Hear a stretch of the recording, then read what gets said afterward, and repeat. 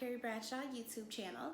In this video, I am recapping what is actually the penultimate episode of Insecure, episode 9. I have to correct myself. In my previous review, I thought that was the penultimate episode for some reason. So I thought this week was the season finale. We actually have one more episode to go after this one. For those of you who called me out in the comments, I see you, girl, my bad. This episode was actually directed by Kerry Washington, which I thought was really cool. I'm always happy to see, bad bitches link up. She did a great job, which I do not find surprising at all. So let's just get right into it. That opening scene had single girls really feeling it. Between quarantine and the race wars happening, I feel like right now I'm kind of longing for the love of a black man. Which I've only ever dated black men anyway. I don't know why I had to specify that, but seeing Issa and Lawrence together doing couple things, we got a glimpse of it in the previous episode, but I was thinking that that was gonna be like foreclosure and she got her rocks off and we're like done with Lawrence. I was not expecting to be so happy seeing the two of them together. I mean, I was cheesing the whole time I was watching that. It just made me feel good to see them together. And then I really had to point out, as I was live tweeting, you know that you are at a level of intimacy with a man when you have sex with him while wearing your scarf. Like, they're really like in relationship territory, and they were kind of having that conversation as the scene progressed about he's done with Condola. They had a conversation. Thank God she's not pregnant. Or she would, you know what? We don't know what that conversation was. Maybe she was and decided to exercise her pro-choice rights. I don't know. But either way, Condoleezza Rice is out of the picture. So it seems like Lawrence is open to them moving forward. It seems like Issa is open to them moving forward. And I just want to say, those moments in a relationship where you're doing very mundane, everyday tasks together, that's what makes a relationship a relationship.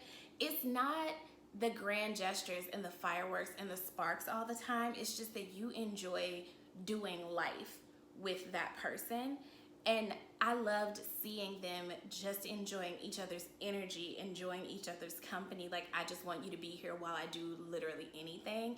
I love that so much. And yeah, it really had me like, damn, I really am single out here, which most of the time I'm perfectly fine with, but every now and again you see something that really makes you be like, it would be nice. It would be nice. So moving right along, how did you guys feel about Issa telling Lawrence about Nathan? Some people were saying, why couldn't she just date both of them? She doesn't have to commit to either of them. And let me say this. I think when it comes to relationships, we operate from a scarcity mindset. We think that there's just like a set number of good men in the world. So if you have two decent dudes, like the bar is on the ground. The bar is subterranean, like under the ground. If you have just two decent dudes, it's like, girl, you need to lock down one of the two and just be a good bitch and But it did occur to me that who's to say she has to be with either of these people? Maybe there's a third or a fourth option out there that's going to be better for her. But this is a show and it is for entertainment. And so we are invested in these two people. So for the sake of the show, I do feel torn between Lawrence and Nathan. I don't know who I want her to be with more, to be honest. Yeah, I slept on it and I woke up thinking I would know, and I still don't know. So I'm just open to whatever the show gives us, whatever they decide. Kind of like how I was with the ending of Game of Thrones and they disappointed me. So maybe I should invest in one person and really pull for that person, but I don't know. RIP Game of Thrones, I'll never get over it. Okay, Molly in therapy. Some of the tweets I was seeing, I don't think y'all understand how therapy works. Your therapist is not there to berate you for your poor choices. If that was the case, nobody would go to therapy. if you actually want a person to punish you for your bad choices, you may just be into like S&M or something like that. Like, that's not what a therapist is. They're there to help you identify your own patterns and guide you towards doing things that may be more productive, which is why she said, here's a pattern that I'm noticing. Some people were like, Molly's therapist just don't call her to task enough for me. She should. That's not what therapists do. They're not your mom. Like, no, it's not how that works. What she did reveal to her, though, is that Molly is very, very inflexible. Molly has incredibly high standards for everyone except herself, in my opinion. And when people don't meet those incredibly high standards, she's just like, cut you off, completely done with you forever, like, never talk to me again.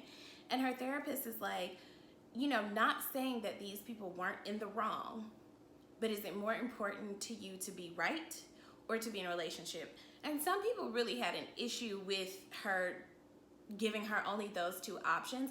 I completely understand what she's saying, though, because in every relationship in your life, you're gonna get to an impasse with the person. And do you care enough about the relationship to just agree to disagree? Or do you have to like stand on every principle? Can't be the hill on which you die. You can't be willing to die on every single hill. I'm sorry. You have to bend, don't break. You can have standards, but are your standards reasonable? Because that can be a self-fulfilling prophecy. That could be a form of self-sabotage where you get in relationships of any kind with a person, halfway expecting for them to disappoint you because you've already set an incredibly high standard for them.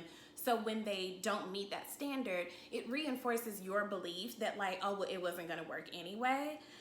And I just, I can't with that. And then we fast forward to, after the therapy session, Molly goes over to Andrew's house, and y'all pointed something out to me on Twitter that I noticed, but I didn't quite connect the dots or ask the question.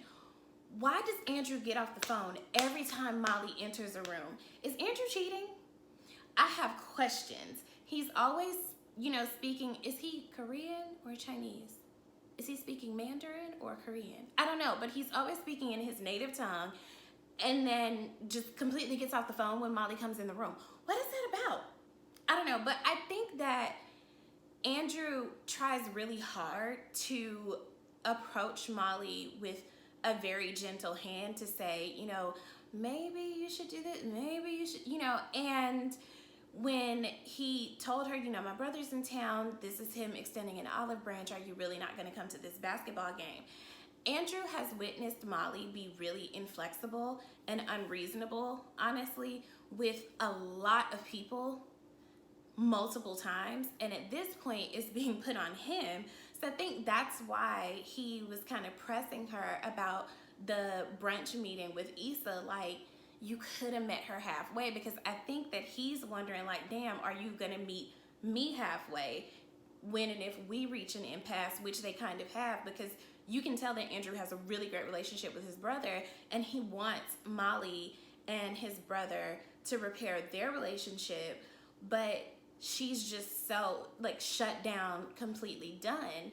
And I don't think that Andrew is gonna stick around for that, because I feel like Andrew was really trying. Like, this episode was called Lowkey Trying, and I feel like everybody was trying except for Molly. So just to back up a little bit, I really hated that Issa reached out to Molly first. I think that reinforces Molly's poor behavior. And I feel like I used to do that in relationships with guys where they would mess up and I would want to communicate on their behalf, like for them, because I'd be like, I know he probably want to talk to me, but he just don't feel like it's like a safe space for him to text me yet. So I'm gonna reach out to him first. Terrible decision making. And I could be fully projecting, but that's just what I felt like that was. And Issa reached out only for them to sit down in front of each other and not really be able to address the elephant in the room. I have been in that position before where a friend and I completely fell out. I was fully prepared to never talk to her again.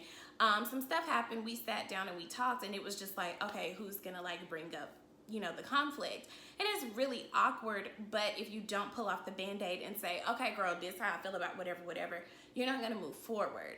And we saw what ended up happening there. So, sorry. Yes. So, Issa and Nathan. I thought it was really cute that Nathan got jealous when Issa told him that, you know, me and Lawrence are giving it another go. I was also really happy that he came out and said that he had bipolar disorder, or that he was bipolar, which I guess means you have bipolar disorder. I don't know, but anyway, I assumed that that's what it was, because the way that Andrew was talking about it, it seemed like there was like an episode and there was something really serious. I was like, is he schizophrenic or is he bipolar? Because if a person is depressed, unless they're like suicidal, I don't know, I just felt in my spirit that he was bipolar. And I got mad at Molly all over again because she took away an opportunity from Nathan and Issa when Nathan tried to come to explain to Issa what was going on last season.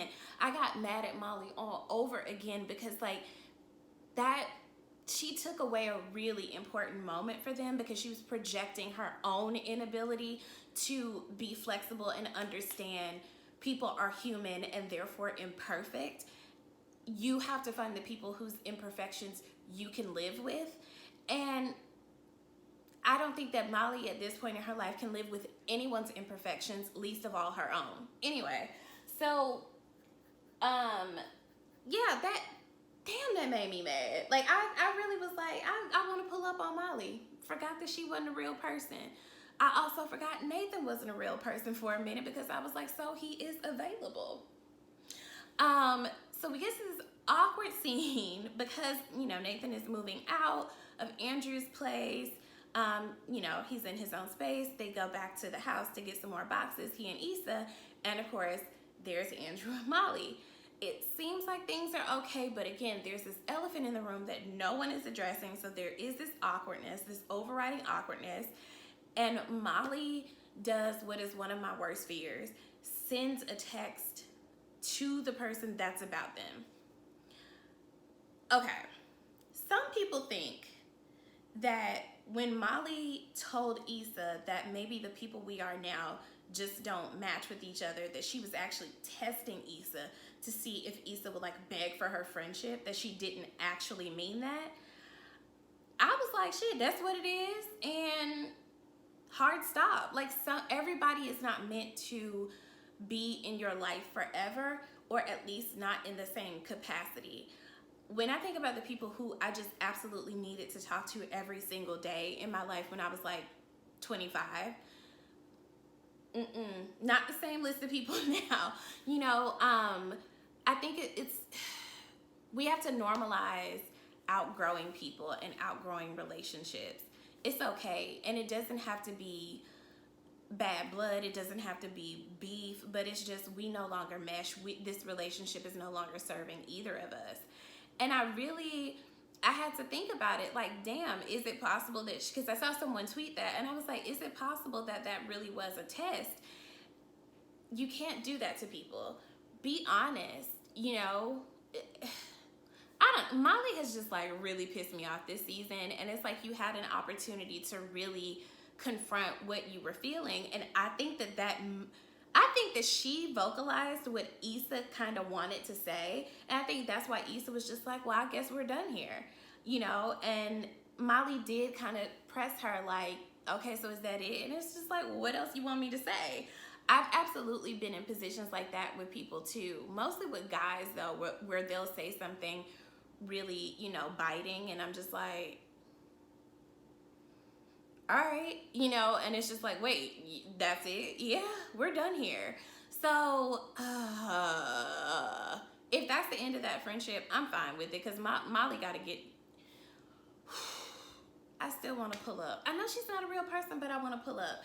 Anyway, I really enjoyed this episode. I can't believe it was only 30 minutes. Like, I continue to wish that it was a longer show, but also respect the creators when they say we not giving y'all no more than we're giving y'all, because I'm pretty sure I understand the amount of time that they put into this half hour anyway. So I respect the creatives, but also damn, they gave us a lot to discuss, and I really enjoyed it. I'm looking forward to the season finale. I wish it wasn't over already, but I don't know who I want Issa to pick. I still don't know. I mean, Lawrence may move to San Francisco. She may not be capable of being in a relationship with a person who has mental health issues. Who knows? Because Nathan, I'm assuming, he's in therapy and is on meds, if he was able to confront and confirm, like, yes, I am bipolar.